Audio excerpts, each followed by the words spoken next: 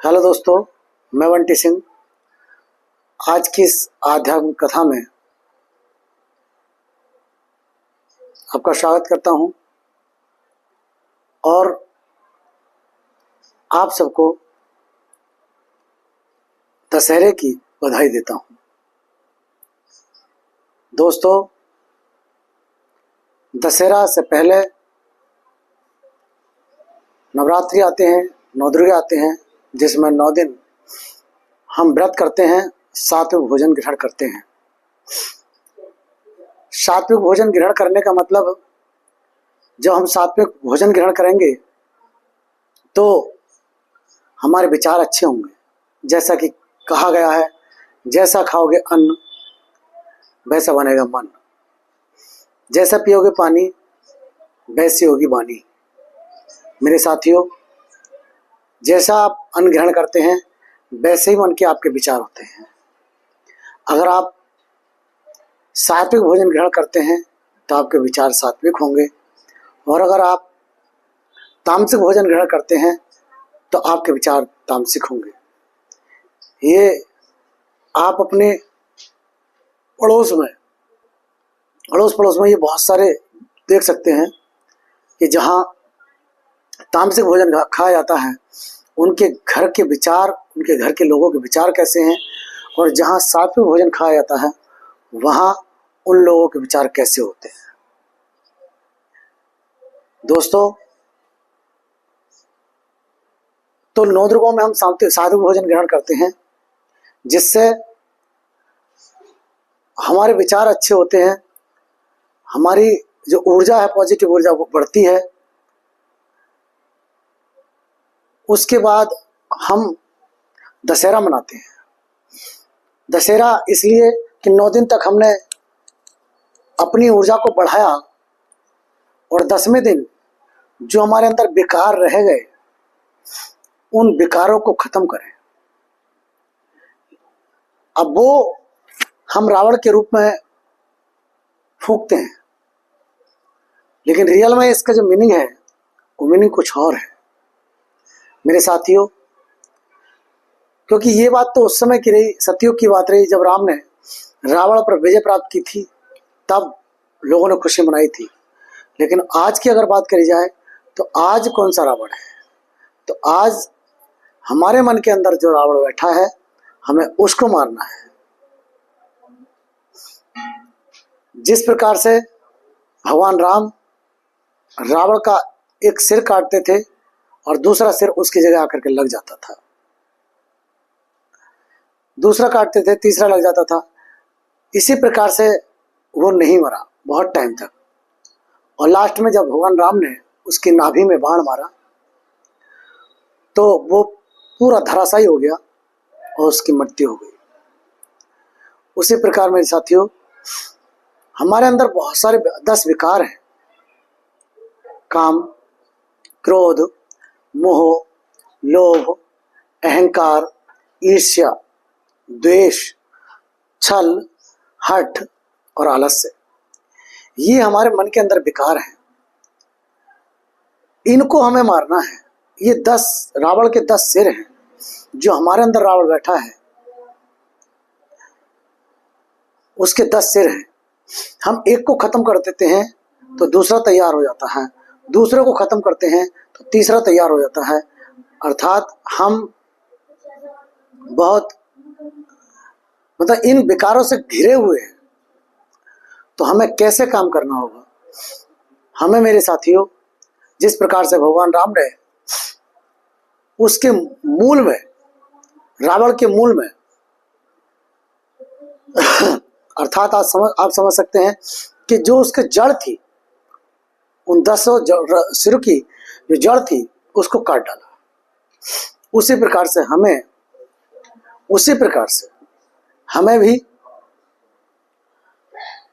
इन जो 10 विकार हैं,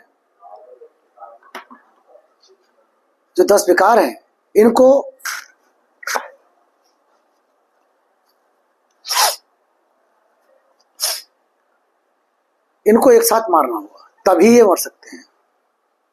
तो उसके लिए मेरे साथियों, हमें बॉडी कॉन्शियसनेस को छोड़ करके सोल कॉन्शियसनेस पे काम करना होगा।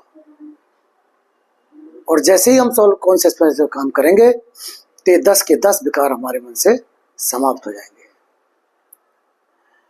मेरे साथियों, आपने जैसा थंबनेल देखा कि रावण कब तक नहीं छू सका सीता को। देखिए, जिस प्रकार से जब राम वन को गए और वहां जाकर रहे, तो आप जानते हैं सीता पंचवटी में रहती थी। हमारे मन के अंदर एक सीता है और वो भी पंचवटी में रहती है, क्योंकि हमारा शरीर पंच तत्वों से मिलकर बना है। और हमारे जो मस्तिष्क है, जो हमारे विचार पैदा होते हैं, जो हमारी आत्मा है, वो सीता है। हमारे जो वो सीता है जो हमारे शरीर में बैठी है, क्योंकि हमारा शरीर 5 तत्वों से मिलकर बना है, इसलिए पंचवटी में ये दूसरी सीता बैठी हुई है। ये सीता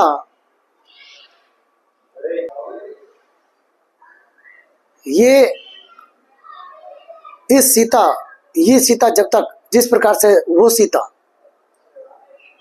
लक्ष्मण रेखा के अंदर रही, मतलब राम साथ रहे। राम मतलब भगवान अर्थात परमात्मा जब उसके साथ रहे, तब तक कोई उसका बाल बांका नहीं कर सका।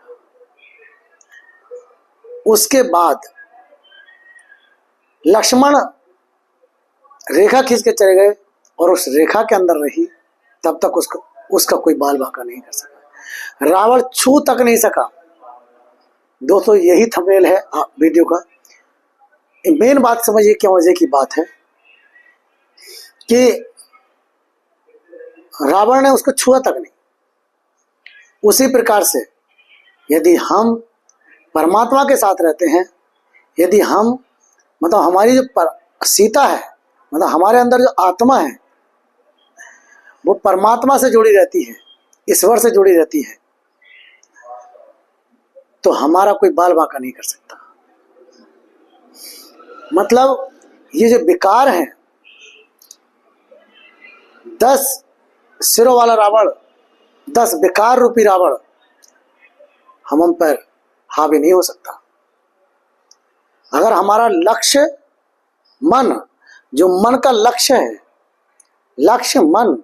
जो मन का लक्ष्य है वो परमात्मा है, तो ये विकार हमें छू तक नहीं सकते। और जब ये विकार हमें नहीं छुएंगे तो हमारे जो विचार हैं वो अच्छे होंगे, और विचार अच्छे होंगे तो सब कुछ अच्छा होगा। दोस्तों, सीता लक्ष्मण रेखा के अंदर रही, तब तक रावण छू तक नहीं सका। लेकिन जैसे ही सीता ने लक्ष्मण रेखा से कदम, मतलब मर्यादा को उल्लंघन किया, लक्ष्मण रेखा को पार किया, अर्थात मर्यादा को उल्लंघन किया, तब रावण ने उसको अपने कब्जे में ले लिया।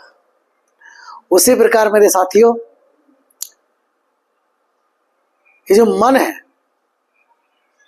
अब रावण ने ऐसे कब्जे में नहीं लिया था, क्योंकि पहले वो रावण के रूप में नहीं आया था। पहले वो एक सुनहरे हिरण के रूप में आया था। उसी प्रकार से मेरे साथियों, ये जो 10 प्रकार के विकार हैं, काम क्रोध लोभ मोह, जो 10 प्रकार के विकार हैं, चिड़चिड़ापन तनाव, ये सब जो विकार है, ये विकार है मेरे साथियों। ये विकार हैं, ये किस रूप में आते हैं?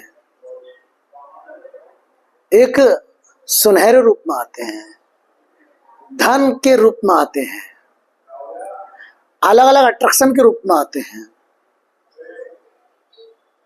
कभी किसी रूप में, कभी किसी रूप में। अगर हमारा मन परमात्मा में लगा रहता है तो ये जो विकार हैं ये हमें टच नहीं कर सकते। लेकिन जिस प्रकार से सीता ने सोने का हिरण देखा और मर्यादा तोड़ी, बस रावण हावी हो गया। मेरे साथियों, उसी प्रकार ये जो हमारे यहाँ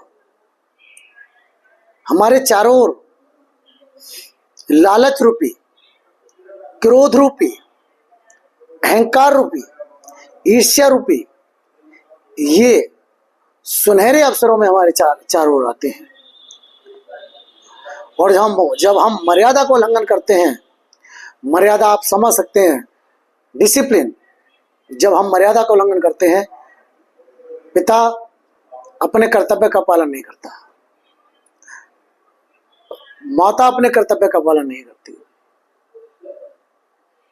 पत्नी अपने कर्तव्य का पालन नहीं करती, संतान अपने कर्तव्य का पालन नहीं करती, पति अपने कर्तव्य का पालन नहीं करते, तो मेरे साथियों ये ऐसे विकार रूपी रावण हमारे अंदर पैदा हो जाते हैं।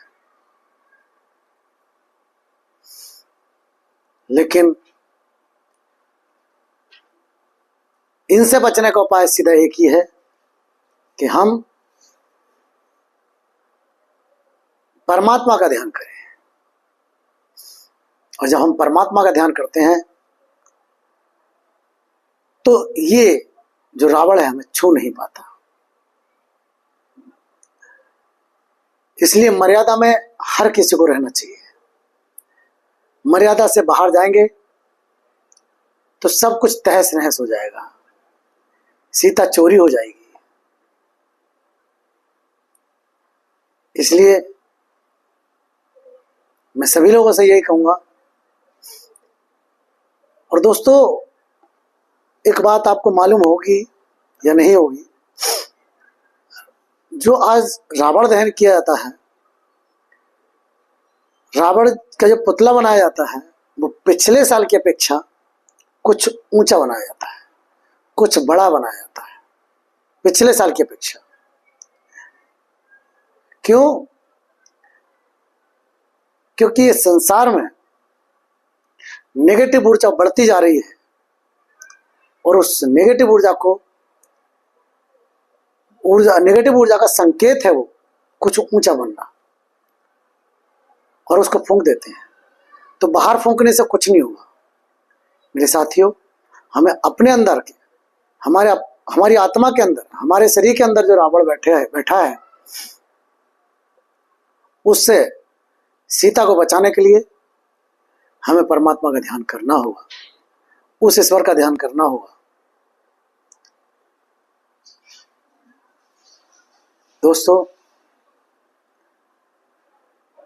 इसलिए मैं सभी से यही कहूंगा कि आप 9 दिन नहीं, हर दिन, 9 दिन नहीं, हर दिन सात्विक भोजन ग्रहण कीजिए, अपने विचारों को अच्छा कीजिए, ईश्वर का ध्यान कीजिए।